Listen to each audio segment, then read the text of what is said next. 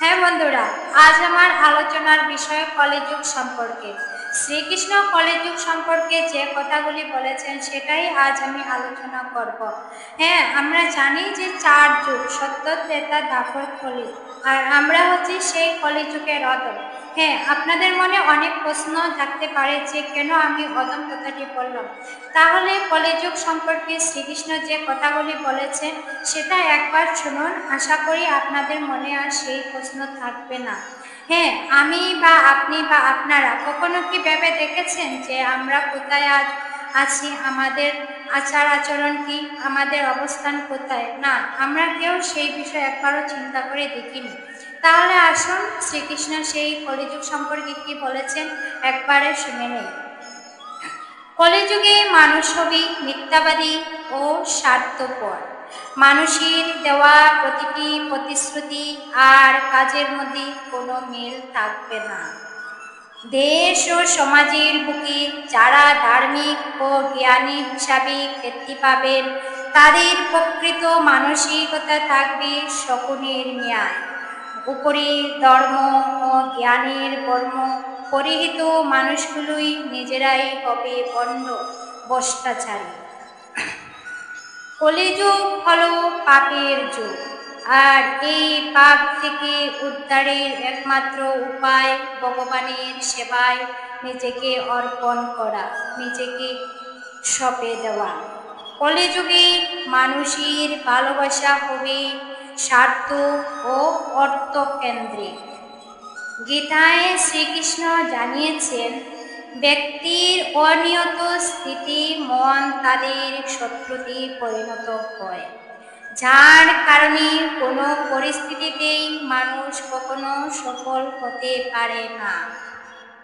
শ্রীকৃষ্ণের বাণী অনুযায়ী কলিযুগে মানুষের মধ্যে প্রত্যাশা ও ইচ্ছা যত কম থাকবে, পৃথিবীতে তারাই ততই সুখী হতে পারবে। কলিযুগে কোনো মানুষের কাছে অর্থ না থাকলে তাকে অপবিত্র হিসাবে গণ্য করা হবে। অন্যদিকে ভণ্ডামিকে গ্রহণ করাই একমাত্র কলিযুগে মানুষের কাজ। কলিযুগে মানুষের মধ্যে ঝগড়া, বিবাদ, খিদি, তৃষ্ণা, রূপ, ভোগ ও গভীর উদ্বেগ ক্রমশ বৃদ্ধি পাবে। কলিযুগে মানুষ খরা ও অত্যাধিক করের কবলে পড়ে মানুষ খাদ্যের একমাত্র অবলম্বন হয়ে উঠবে গাছের পাতা, মূল, মাংস, মধু, ফল, ফুল, বীজ। খাবার মানব জাতি ক্রমাগত ধ্বংসের প্রতি এগিয়ে যাবে। বিশ্বজুড়ে অসহিষ্ণুতা যে হারে বাড়ছে, তাতে প্রমাণ এখন দূর কলিযুগ। কলিযুগে গোটা পৃথিবী দুর্নীতিপূর্ণ, জনসংখ্যায় পড়ে যাবে।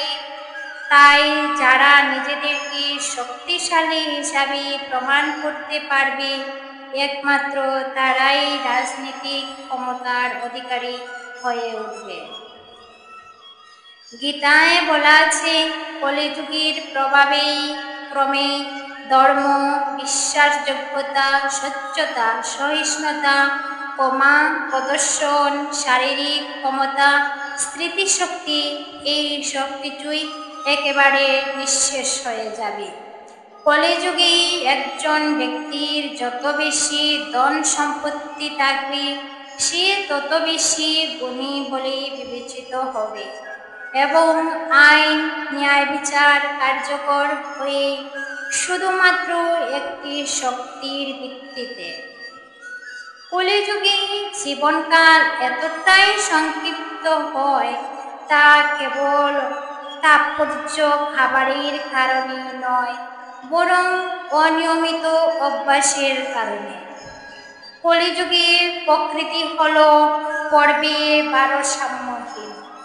বেশিরভাগ ক্ষেত্রেই মানুষকে দুর্বল করবে প্রবল গরম, ঝড়, বৃষ্টি, শীতল ও তুষারপাত।